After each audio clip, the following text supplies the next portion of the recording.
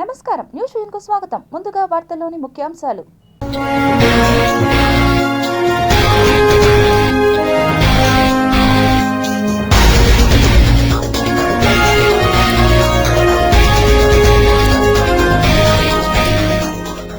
భూకక్షలోకి మరోసారి అంతరిక్ష విమానాన్ని రహస్యంగా ప్రవేశపెట్టిన చైనా.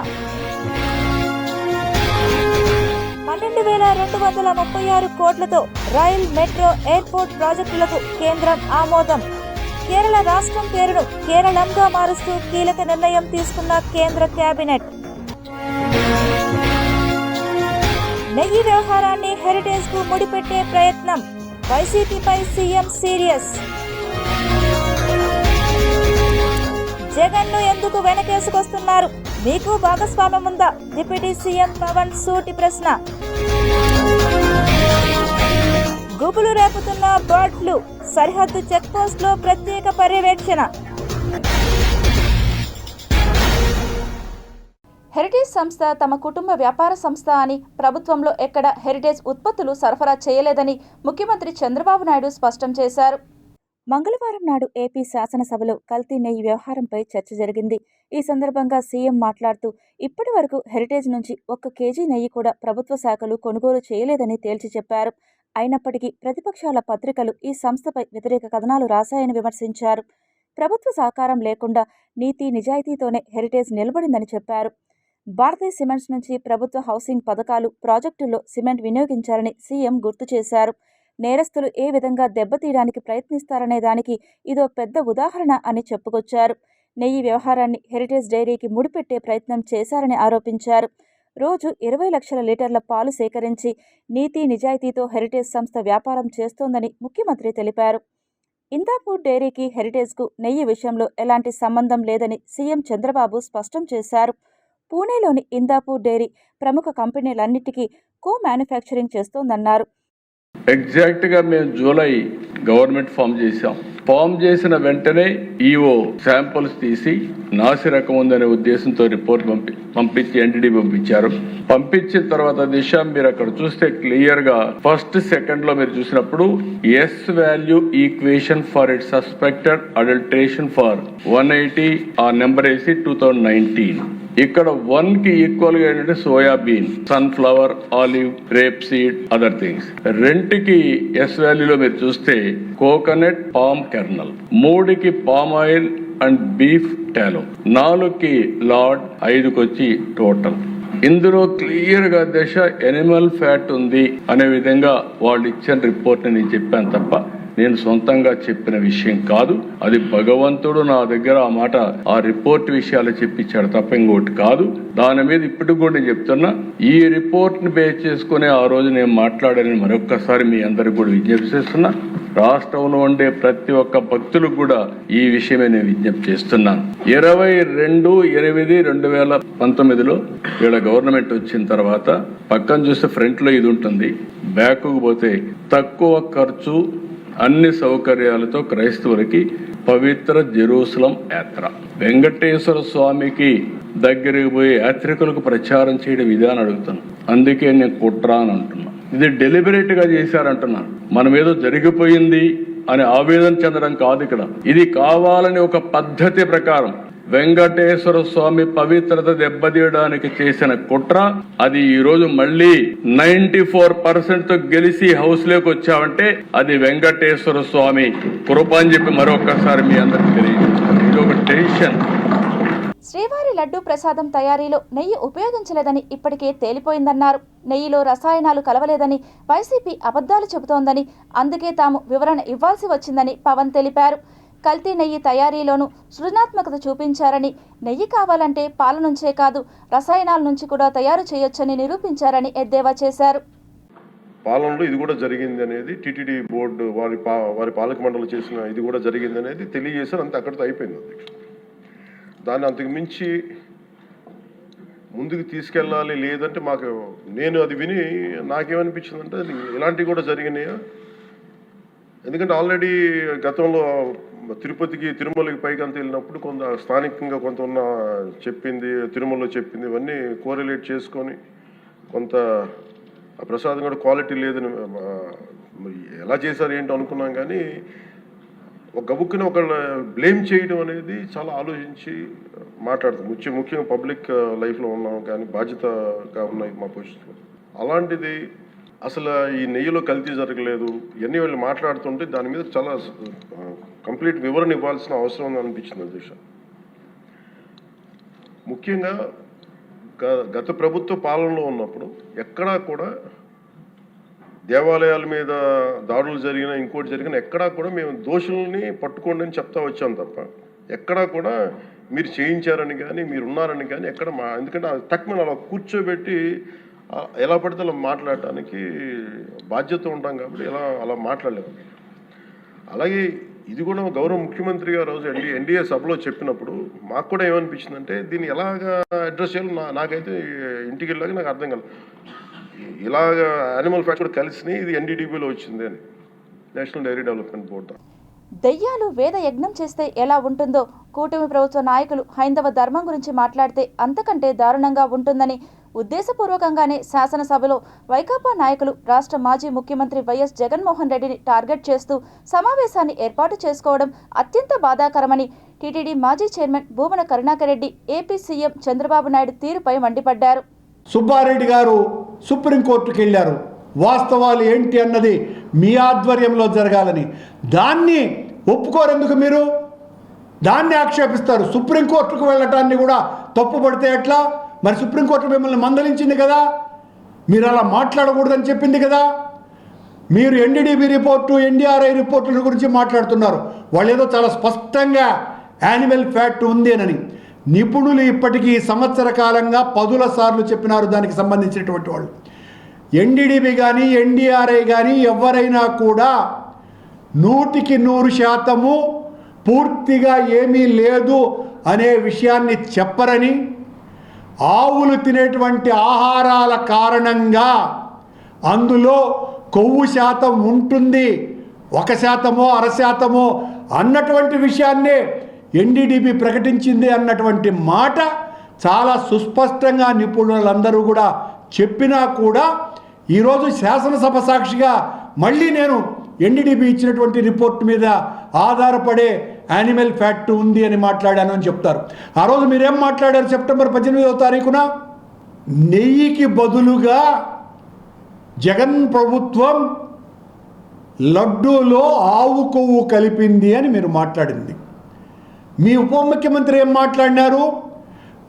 తిరుమల నుంచి పంపించినటువంటి 1,00,000 లడ్లు అయోధ్యకి అందులో ఆవు కొవ్వు, పంది కొవ్వు, చేప నూనె కలిపిన వాటిల్తో పంపినారు అంటే ఈరోజు పవన్ కళ్యాణ్ మళ్ళీ మాట్లాడుతున్నాడు ఆ మాటని. దాన్ని ఎట్లా నమ్మాలా మేమని? ఇదిగో మీ దగ్గర ఉన్నాడు కదా బోర్డు సభ్యుడు, మీ పాలక మండలి సభ్యుడు బోరా ఉన్నాడు కదా, ఎందుకు అతన్ని అడగటం లేదు మీరు? దానికి ఆధారాలు ఏంటి? అంతకంటే ఆధారం ఏముంది? దానికి సంబంధించి రెజల్యూషనే ఉంది, వాళ్ళు పంపించిన దానికి ఆ నెయ్యి సంబంధించి. ఇంత దారుణంగా శాసనసభ సాక్షిగా పచ్చి అబద్ధాలు చెబుతూ, ఒకదాని మీద ఒకటి అన్ని అబద్ధాలు చెబుతూ, అందులో నేను మా అమ్మాయికి క్రిస్టియన్ మ్యారేజ్ జరిపినానని చంద్రబాబు నాయుడు గారు ఒక ఫోటో కూడా వేసినారు.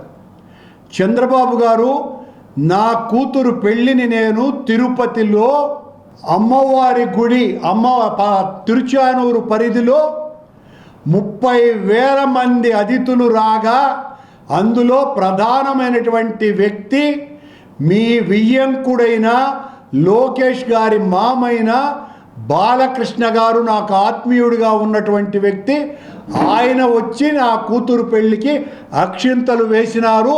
అలాగే మీ తమ్ముడు, నా స్నేహితుడు నారా రామ్మూర్తి నాయుడు కూడా ఆ పెళ్లికి వచ్చినారు. ఆ పెళ్లికి ఆంధ్ర రాష్ట్రంలో బర్డ్ ఫ్లూ ప్రబలుతోందని వస్తున్న వార్తలతో రాష్ట్ర ప్రభుత్వం అప్రమత్తమైంది. రాష్ట్ర సరిహద్దు చెక్పోస్టుల వద్ద పర్యవేక్షణ తీవ్రతరం చేశారు. చిత్తూరు, తిరుపతి తదితర జిల్లాల్లోని 50కి పైగా గ్రామాల్లో బర్డ్ ఫ్లూతో వందలాది కోళ్లు మృతి చెందుతున్నట్లు అందిన వార్తలతో రాష్ట్ర పశుసంవర్ధక శాఖ అధికారులు ఆంధ్ర, తమిళనాడు సరిహద్దులోని చెక్పోస్టుల వద్ద ప్రత్యేక శిబిరాలు ఏర్పాటు చేసి పర్యవేక్షిస్తున్నారు.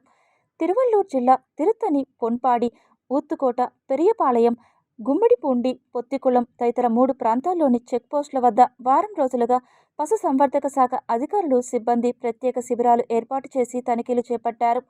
ఆంధ్ర రాష్ట్రం నుంచి వచ్చే సరుకు ఆటోలు, వ్యాన్, లారీ తదితర వాహనాల్లో గుడ్లు, కోళ్ల దాణా తదితరాలు తీసుకువచ్చే వాహనాల టైర్లకు క్రిమినాశిని మందులు పిచికారీ చేసిన అనంతరం రాష్ట్రంలోకి అనుమతిస్తున్నారు.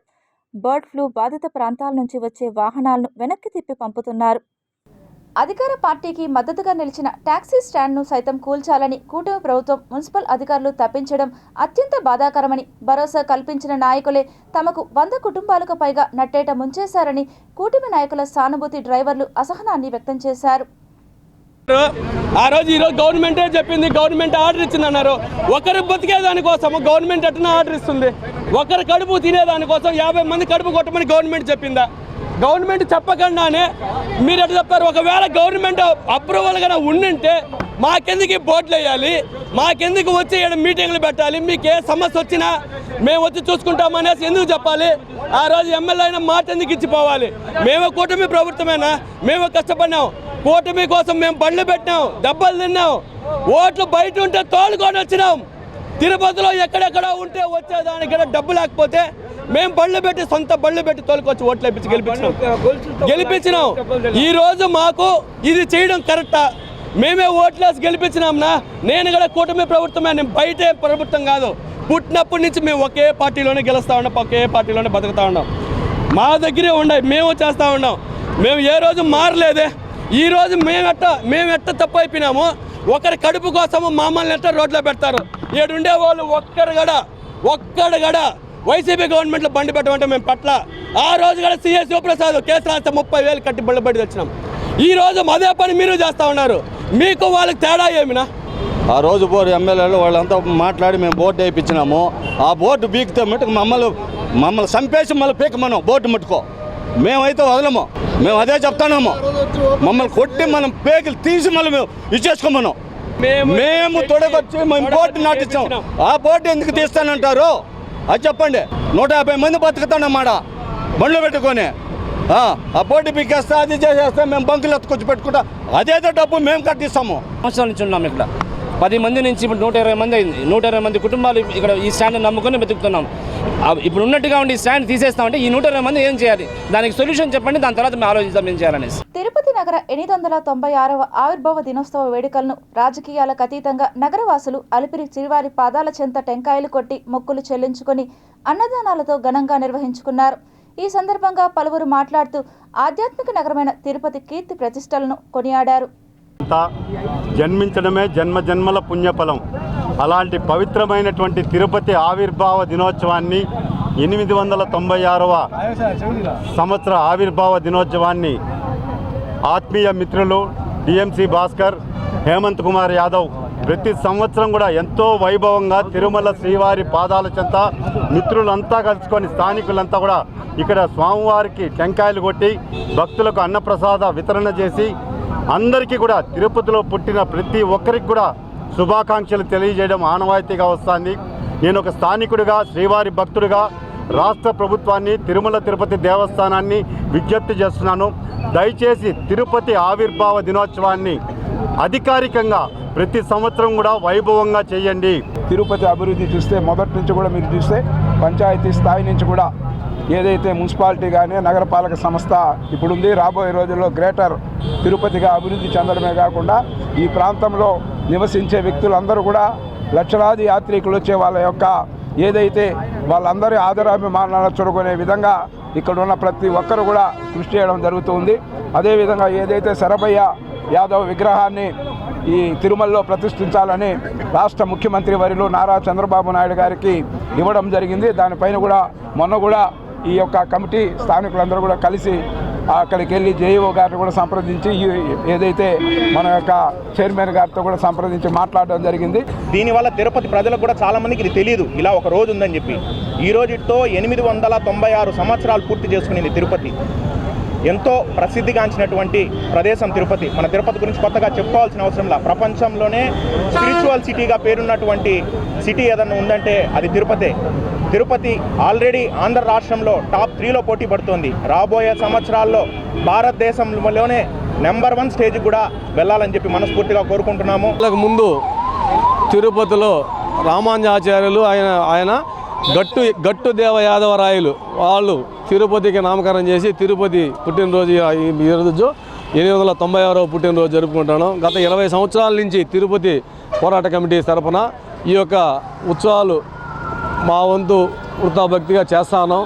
గతంలో కూడా దీన్ని కొంచెం బాగా గ్రాండ్గా చేశారు. ఇదే విధంగా తిరుపతి ప్రజలందరూ పాల్గొని ఈ యొక్క ఏ ఊరికి చరిత్ర లేని అటువంటిది తిరుపతికి ఉంది. తిరుపతి పుట్టినరోజు అని ఒక నామకరణం చేసిన రోజని. కాబట్టి తిరుపతి ప్రజలందరూ కూడా వచ్చే 27 ఫిబ్రవరి 24వ తేదీ ఇంకా చాలా మంది తిరుపతిలో ఉన్న వాళ్ళందరూ కూడా పాల్గొని జయప్రదం చేయాల్సిందే కోరుచున్నాం. మార్చి నెల 16వ తేదీ నుండి ఏప్రిల్ 1వ తేదీ వరకు జరగనున్న 10వ తరగతి పరీక్షలను సమర్థవంతంగా నిర్వహించేందుకు పటిష్టమైన చర్యలు చేపట్టాలని సంబంధిత అధికారులను జిల్లా కలెక్టర్ డాక్టర్ ఎస్ వెంకటేశ్వర్ ఆదేశించారు.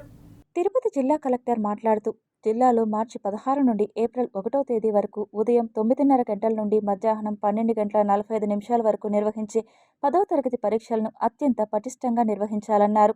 10వ తరగతి పరీక్షలను ఎటువంటి లోటుపాట్లు లేకుండా ప్రశాంత వాతావరణంలో నిర్వహించాలని అధికారులను ఆదేశించారు.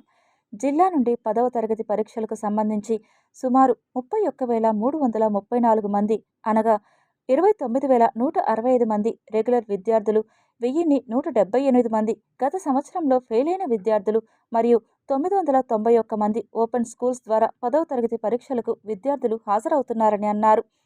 మొత్తం 179 పరీక్షా కేంద్రాల్లో నిర్వహించే పరీక్షా ప్రశ్న పత్రాలను స్ట్రాంగ్ రూమ్లకు తీసుకెళ్లేటప్పుడు పటిష్టమైన బందోబస్తు ఉండాలని తెలిపారు. పరీక్షా పేపర్ల తరలింపుపై జిల్లా స్థాయిలో సంబంధిత పోలీస్ అధికారులు, పోస్టల్ డిపార్ట్మెంట్ అధికారులు, ఇతర సంబంధిత అధికారులతో సమీక్షా సమావేశం నిర్వహించాలని సూచించారు. పరీక్షా కేంద్రాల వద్ద గట్టి పోలీస్ బందోబస్తు ఏర్పాటు చేయాలన్నారు. సమస్యాత్మక పరీక్షా కేంద్రాలలో సీసీ కెమెరాలు ఏర్పాటుతో పాటు ప్రత్యేక భద్రతా చర్యలు చేపట్టాలని తెలిపారు. అలాగే అన్ని పరీక్షా కేంద్రాల వద్ద 144 సెక్షన్ అమలు చేయాలని తెలిపారు. పరీక్షా కేంద్రాల పరిధిలో ఇంటర్నెట్, జిరాక్స్ సెంటర్లను మూసివేయించాలని ఆదేశించారు. పరీక్షా కేంద్రాల్లోకి అభ్యర్థులు, ఇన్విజిలేటర్లు, ఇతర ఉన్నతాధికారులతో సహా ఏ ఇతర సిబ్బంది ఎలక్ట్రానిక్ పరికరాలు, మొబైల్ ఫోన్లు తీసుకెళ్లరాదన్నారు. పోలీసులు ముందుగా తనిఖీ చేయాలని ఆదేశించారు. ఎక్కడ మాస్ కాపీయింగ్ లేకుండా చూడాలన్నారు.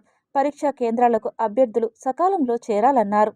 పరీక్షా కేంద్రాల్లో త్రాగునీరు, మరుగుదొడ్లు, లైట్లు, ఫ్యాన్లు, విద్యుత్ సౌకర్యం, ఫస్ట్ ఎయిడ్ సెంటర్లు, వైద్యాధికారులు అందుబాటులో ఉండేలా చూసుకోవాలన్నారు.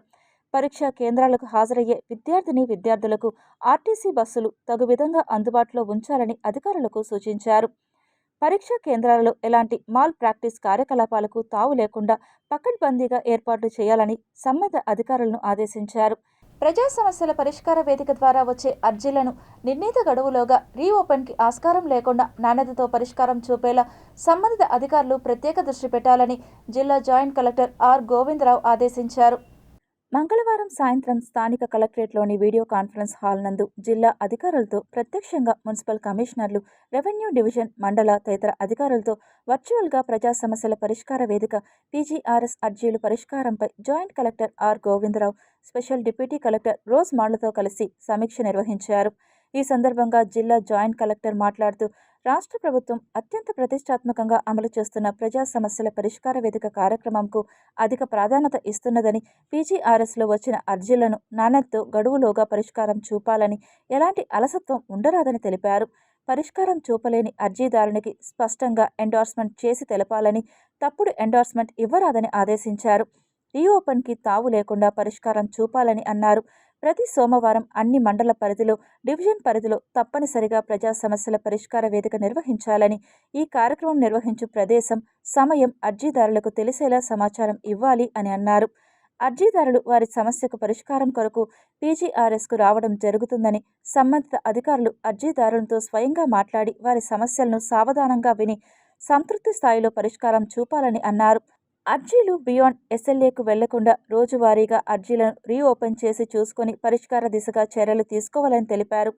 తప్పుడు ఎండార్స్మెంట్ లేకుండా చూడాలని అన్నారు. ఏపీలో మొదలియార్ కులస్తులను ఓబీసీలో చేర్చాలని మాజీ పార్లమెంట్ సభ్యులు షణ్ముగంను కలిసి వినతి పత్రాన్ని అందజేశారు. బుల్లెట్ సురేష్, రామస్వామి వెంకటేశ్వర్లు. భారతదేశంలోని కేంద్ర ప్రభుత్వ పెద్దల దృష్టికి తీసుకువెళ్లి ఆంధ్రప్రదేశ్ రాష్ట్రంలో మొదలియార్ కులస్తులను ఓబీసీలో చేర్చే విధంగా కృషి చేయాలని తమిళనాడులోని షణ్ముగం మొదలియార్ కార్యాలయంలో వినతి పత్రాన్ని అందజేసి శాలువతో సత్కరించి శ్రీ వెంకటేశ్వర స్వామివారి ప్రసాదాన్ని అందజేశారు. ఈ సందర్భంగా మాజీ పార్లమెంట్ సభ్యులు షణ్ముగం సానుకూలంగా స్పందించి తన వంతు బాధ్యతగా కేంద్ర మంత్రుల దృష్టికి తీసుకువెళ్లి ఓబీసీలో చేర్చడానికి కృషి చేస్తానని హామీ ఇచ్చారు. ఏపీలో మొదలియార్ కులస్తులు ఐకమత్యంగా ఉండి దేశవ్యాప్తంగా తమ సత్తాను చాటాలని ఆకాంక్షించారు. మొదలియార్ కులస్తులకు రావాల్సిన న్యాయబద్ధమైన హక్కుల సాధనకు తాను శక్తివంచన లేకుండా కృషి చేస్తానని ఈ సందర్భంగా పేర్కొన్నారు. ఎంప్లాయీస్ స్టేట్ ఇన్సూరెన్స్ కార్పొరేషన్ 75వ వార్షికోత్సవాలను శ్రీ వెంకటేశ్వర వైద్య విజ్ఞాన సంస్థ పద్మావతి ఆడిటోరియంలో ఘనంగా నిర్వహించారు. ఈ కార్యక్రమానికి స్విమ్స్ ఉపసంచాలకులు RV Kumar, ESI hospital superintendent Shyambabu ముఖ్య అతిథులుగా పాల్గొని అవగాహన కార్యక్రమాన్ని నిర్వహించారు. యజమానులు తర్వాత అలాగే ఎంప్లాయీస్ కూడా కొంత ప్రాథమికమైన క్రమశిక్షణ అవసరం ఉంటుంది. ముందు ఈఎస్ఐ బెనిఫిట్స్ ఇస్తుంది, ఎలా ఇస్తుంది, వాటిని ఎలా క్లెయిమ్ చేసుకోవచ్చు అనేటువంటి సంపూర్ణ పరిజ్ఞానం ఉంటే ఈ ఈఎస్ఐ చేస్తున్నటువంటి ఈ గొప్ప సర్వీస్ని అందరూ కూడా ఎఫెక్టివ్గా వాడుకోగలిగేటువంటి అవకాశం ఉంటుంది. డాక్టర్ శ్యామ్ గారు వచ్చాక మధ్యలో ఈఎస్ఐకి స్విమ్స్కి మధ్య బ్రిడ్జ్ కూలిపోయింది.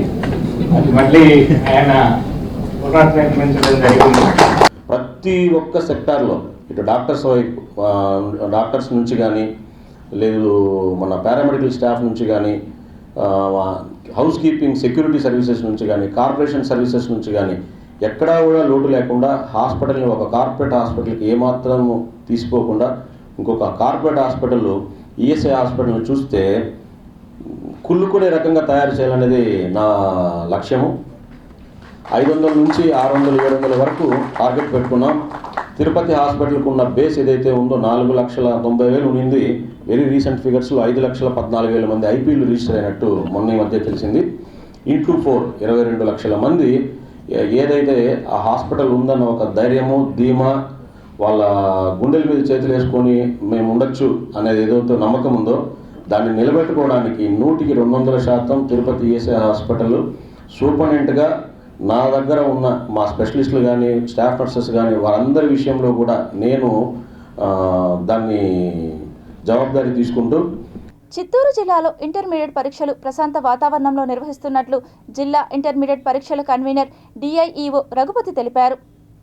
జనరల్ విభాగంలో 13,696 మందికి గాను 574 మంది గైర్ హాజరయ్యారు. మిగతా అందరూ ప్రజెంట్ అయ్యారు. అదేవిధంగా వొకేషనల్ విభాగంలో చూసినట్లయితే 1,698 మందికి గాను 182 మంది గైర్ హాజరయ్యారు. మిగతా వాళ్ళందరూ కూడా ఈరోజు పరీక్షలు రాశారు. ఎక్కడ కూడా జిల్లాలో మనం ముందుగానే జాగ్రత్తలన్నీ తీసుకోవడం వల్ల ఎక్కడ పరీక్షా కేంద్రాల్లో ఎటువంటి అవాంఛనీయ సంఘటనలు జరగలేదు. పిల్లలందరూ కూడా ప్రశాంతంగా పరీక్ష రాశారు. ఈ పరీక్ష జరిపేటువంటి విభాగంలో లైన్ డిపార్ట్మెంట్లో ఉన్నటువంటి మిగిలిన జిల్లా అధికారుల యొక్క సహకారంతో ఈ పరీక్షలు మేము ఈరోజు ప్రశాంతంగా నిర్వహించాము.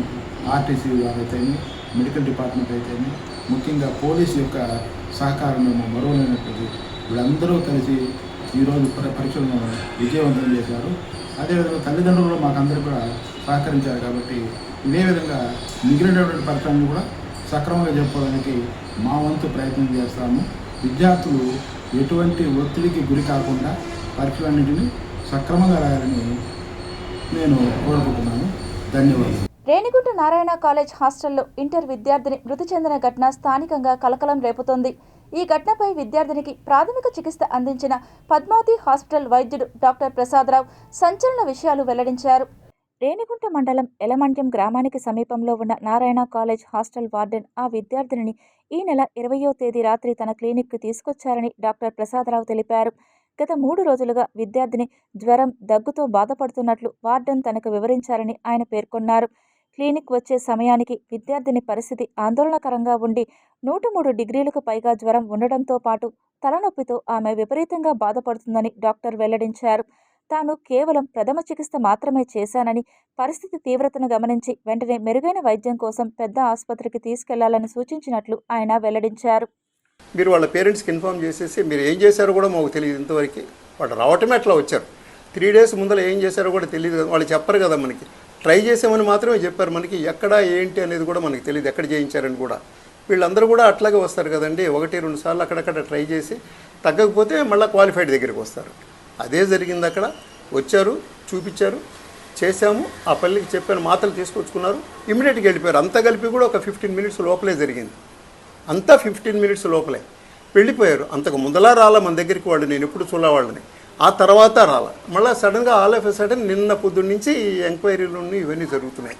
మాకు ఇంతవరకు మళ్ళీ ఆ పేషెంట్ గురించి ఏ రకమైన ఇన్ఫర్మేషన్ లేదు. నైట్ వచ్చారండి, 7:38 అరౌండ్ వచ్చారు. శ్రీకాళహస్తి మహాశివరాత్రి బ్రహ్మోత్సవాల్లో భాగంగా చివరి రోజు ఆయన ప్రముఖ ఆధ్యాత్మిక వక్త చాగంటి కోటేశ్వరరావు ప్రసంగాలు దూర్జటి కళా ప్రాంగణంలో ఏర్పాటు చేశారు. ఆయన ప్రసంగం భక్తులను ఎంతగానో ఆకట్టుకుంది. కుటుంబ సభ్యులతో శ్రీ జ్ఞాన ప్రసూనాంబిక సమేత వాయులింగేశ్వర స్వామిని దర్శించుకున్నారు. అనంతరం దూర్జటి కళా ప్రాంగణంలో తన అమూల్యమైన ప్రసంగాలను, శ్రీకాళహస్తి యొక్క విశిష్టతను భక్తులకు తెలియజేశారు. ప్రసంగం అనంతరం ఆలయ ఈవో బాపిరెడ్డి, శాసనసభ్యులు బొజ్జల సుధీర్ రెడ్డి అమ్మగారైన బృందమ్మ వారి సతీమణి బొజ్జల రిషితారెడ్డి చాగంటి కోటేశ్వరరావు దంపతులను సన్మానించారు. ఈ కార్యక్రమంలో ఆలయ చైర్మన్ కొట్టే సాయి ప్రసాద్, బోర్డు సభ్యులు తదితరులు పాల్గొన్నారు. ఇంత హఠం చేస్తున్నాడు వీడు, నాలో శివుణ్ణి చూస్తున్నాడు, తినకపోతే వీడు తినడు, ప్రాణం వదిలేసేలా ఉన్నాడని పరమేశ్వరుడికి ఏం చేయాలో తెలియక ఎంగిలి మాంసం ముక్క తీసుకుని ఇంత గొప్పన ఇది జన్నాకి ఇప్పటిదాకా ఎవరు పెట్టలేదురా అని తెలిసాడు. ఈ ఒక్క క్షేత్రంలో కొండ కింద పరమేశ్వరుడు ఉంటాడు, కొండ మీద కన్నప్ప ఉన్నాడు. భక్తుల్ని కొండ మీద కూర్చోబెట్టాడు, తాను కొండ కింద కూర్చున్నాడు. తన ఆలయంలో తెర తీసేటప్పటికీ తాను మొట్టమొదట చూడాలనుకునేది ఎవరిని అంటే ఆ కన్నప్పని. ఆ కన్నప్ప అంటే ఆయనకి అంత ఇష్టం. ఆ భక్తి ఆయనకి కావలసినది కేవలము భక్తి. రేణిగుంట పట్టణ పరిధిలో వరుస దొంగతనాలకు పాల్పడుతున్న నిందితుడిని రేణిగుంట పోలీసులు జిల్లా ఎస్పీ సుబ్బరాయుడు ఆదేశాల మేరకు రేణిగుంట ఇన్స్పెక్టర్ జయచంద్ర నేతృత్వంలో సబ్ ఇన్స్పెక్టర్ ధర్మారెడ్డి సిబ్బంది సమర్థవంతంగా దర్యాప్తు చేసి మంగళవారం రేణిగుంట రైల్వే స్టేషన్ సమీపంలోని వేణుగోపాలపురం క్రాస్ వద్ద నిందితుడిని పట్టుకుని దొంగలించిన బంగారు ఆభరణాలు, వెండి వస్తువులను స్వాధీనం చేసి కేసు నమోదు చేసినట్లు రేణిగుంట డీఎస్పీవై శ్రీనివాసరావు వెల్లడించారు. విలువ సుమారుగా 14 నుంచి 15 లక్షల వరకు విలువైన సొత్తును రికవర్ చేసుకోవడం జరిగింది. ఇతను ప్రభాకర్ అనే నేరస్తుడు, తమిళనాడుకి సంబంధించిన అతను ఈ నేరం చేస్తున్నాడు. గతంలో తమిళనాడులో 3 పోలీస్ స్టేషన్స్లో ఇతని మీద కేసులు ఉన్నాయి. ఒక చిన్న క్లూ ఆధారంగా, టెక్నికల్ క్లూ ఆధారంగా ఈ నేరస్తుడిని గుర్తించడం జరిగి ఈరోజు రేణిగుంట సిఐ గారు జయచంద్ర, ఎస్ఐ గారు ధర్మేంద్ర, దీంట్లో స్పెషల్ టీమ్గా ఏర్పడిన పిసి రాజశేఖర్, పిసి బారుషా అండ్ మిగతా స్టేషన్ సిబ్బంది వీళ్ళందరూ కూడా సమిష్టిగా దీని మీద వర్కౌట్ చేసి ఈ నిందితుడిని పట్టుకొని రికవర్ చేయడం జరిగింది. రేణిగుంట మండలం గాజులమణ్యం పంచాయతీ నీలసానిపేట గ్రామంలోని సుమారు 1000 ఏళ్ల చరిత్ర కలిగిన బసవేశ్వరుడి ఆలయ మండపం కబ్జాకు గురైందని గ్రామస్తులు ఆరోపించారు. నేను నిల్చంపేట గ్రామస్తుడిని, మేమందరం నిల్చంపేట గ్రామస్తులము. ఇక్కడ 1000 సంవత్సరాలుగా పురాతన గుడి బసవేశ్వర స్వామి గుడి పాడుబడి ఉన్నది. దీని చుట్టూ ఖాళీ జాగా 35 సెంట్లు దాకా ఉంది. దీనికి ఒక కోనేరు ఉంది. దీన్ని కొంతమంది కబ్జా చేసి రాళ్ళు నాటినారు. అందువల్ల మేము మీడియా ప్రకారంగా గవర్నమెంట్ తెలియపరిచే అధికారులు తెలియపరుస్తున్నాము. ఇది విషయము తెలియపరచాలని మేమందరం ఉమ్మడిగా గ్రామస్తులంతా ఒకటి అయ్యి ఈరోజు మీడియా ముందుగా తెలియపరుస్తాం. మాకు గవర్నమెంట్ అంటే దీన్ని స్పందించి తగు న్యాయం చేసేటట్టు చేయాలని కోరుతున్నాం. దానివల్ల కబ్జాదారులకి ఇది కబ్జా చేయడానికి ఇదైపోయింది. మొత్తం కబ్జా చేశారు గుడి మొత్తం. మాకు ఊరికంటూ ఏమీ లేదు, ఎక్కడ కానీ సెంటు భూమి లేదు. ఇది ఉనిందని ఇది కోనేరు సోమయ్య కాలం ఉనింది. మా ఈ ఊర్లో పుట్టినప్పటి నుంచి మా తాతల కాలం నుంచి కూడా ఏ పొద్దు ఒక సెంటు ఇచ్చిన వాళ్ళ అధికారులు ఏ పొద్దు మాకు ఇవ్వలేదు. ఉనిందంతా వాళ్ళు స్వార్థంగా వాళ్ళు కబ్జా చేసుకుంటున్నారు. బసవేశ్వరుడు కోనేరు కూడా కబ్జా అయిపోయింది. ఇక్కడ ఇది ఉండింది, ఏంది బావి ఉండింది, బావి అంతా అయిపోయింది, ఇంకేం లేదు. ఏదైనా పిల్లకాయలు స్కూల్ కట్టాలన్నా ఏం కట్టాలన్నా ఏమీ లేదు. సుప్రీంకోర్టు తీర్పు ప్రకారం గ్రాడ్యుటీ అమలు చేయాలని, అంగన్వాడీ ఆయాలకు కనీస వేతనం కల్పించాలని, అంగన్వాడీ వర్కర్స్ ఎదుర్కొంటున్న సమస్యలకు పరిష్కారం చూపాలంటూ anganwadi workers helpers union CITU ఆధ్వర్యంలో రాస్ బిల్డింగ్ ముందు నిరసన చేపట్టారు. ఈరోజు అంగన్వాడీ కార్యకర్తలకు జీతాలు పెంచుతామని గత ప్రభుత్వము చెప్పలేదు, కానీ ఈ ప్రభుత్వము మేము జీతాలు పెంచుతాము, మేము పరిపాలనలోకి వచ్చిన వెంటనే మీకు న్యాయం చేస్తామని చెప్పి ఈరోజు మేము ఎన్నిసార్లు చర్చలకు పోయినా కానీ మా గురించి పట్టించుకోవటం లేదు. అంగన్వాడీ కార్యకర్తలు ఎంతో కష్టపడి చిన్నపిల్లలకు, గర్భవతులకు, బాలింతలకు ఎంతో సేవ చేస్తున్నారు. ఇప్పుడుండే రేట్ల ప్రకారము 11.5 జీతం ఇస్తే అంగన్వాడీ వర్కర్లు ఎలా బతకాలని ఈ ప్రభుత్వాన్ని మేము ప్రశ్నిస్తున్నాం. 42 రోజులు మేము చారిత్రాత్మక సమ్మె చేశాం, అయినా కానీ మా గురించి ఎవ్వరూ పట్టించుకోలేదు కాబట్టే గత ప్రభుత్వంకి ఏం జరిగిందో తెలుసు. మేము ఎంత కష్టపడి పనిచేస్తూ ఉన్నా కానీ ఏ ప్రభుత్వం వచ్చినా కానీ అంగన్వాడీ కార్యకర్తలకు కనీస వేతనం అనేది ఇవ్వటం లేదు. మా గవర్నమెంట్ ఇస్తే మీకు 26,000 జీతం పెంచుతాము అనేసి మాకు హామీ ఇచ్చారు. వచ్చి కూడా గవర్నమెంట్ దాదాపు 2 సంవత్సరాలు అవుతుంది, ఏమాత్రం మా గురించి పట్టించుకోలేదు. మేము ఇదే విధంగా దశల వారీగా ధర్నాలు చేస్తూనే ఉన్నాము.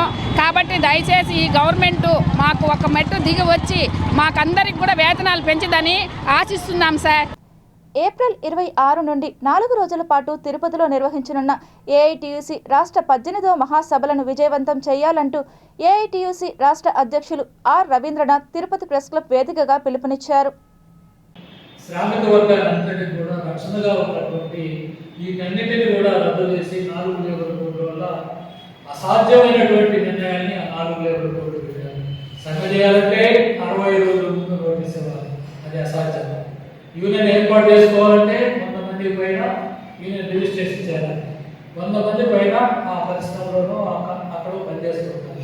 100 మంది అక్కడ చేద్దామంటే ఆ 100 మంది యూనియన్ పెట్టుకునేదానికి యాజమాన్యాలు అంగీకరించాలి. యాజమాన్యాలు ఎక్కడ కూడా అంగీకరించాలి. ఉన్నటువంటి లేబర్ డిపార్ట్మెంట్ అటు ఉద్యోగులు కానీ, ఎంప్లాయీస్ కానీ, లేకపోతే పరిశ్రమలో పనిచేసే పరిశ్రమాధిపతులు కానీ, ఇటు కార్మిక వర్గానికి అనుసంధానంగా ఉండి ఏక సమస్యలు వచ్చినప్పుడు ఇద్దరిని పిలిచి చర్చలు జరిపి పరిష్కారం చేస్తాం. ఇప్పుడు ఈ 4 లేబర్ కోడ్లు ఇది నిర్వీర్యమైంది labour department. Tirupati bullion gold jewellery and silver merchants association సమాచారం మేరకు తిరుపతి లోకల్ బులియన్ మార్కెట్లో బంగారం, వెండి ధరలు ఇలా ఉంటాయి. 24 క్యారెట్ల బంగారం 10 గ్రాముల ధర 1,64,260 రూపాయలు. 22 క్యారెట్ల బంగారం 1 గ్రాము ధర 14,862 రూపాయలు. వెండి 1 కేజీ ధర 2,72,600 రూపాయలు. రీటైల్ వెండి 1 గ్రాము ధర 277 రూపాయల 60 పైసలుగా ఉంటుంది. వార్తలు ముగించే ముందు ముఖ్యాంశాలు మరోసారి చూద్దాం.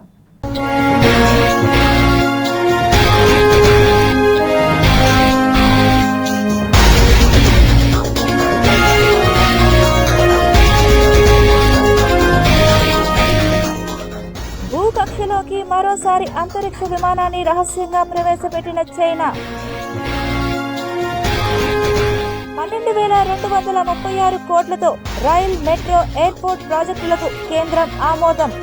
కేరళ రాష్ట్రం పేరును కేరళంగా మారుస్తూ కీలక నిర్ణయం తీసుకున్న కేంద్ర కేబినెట్.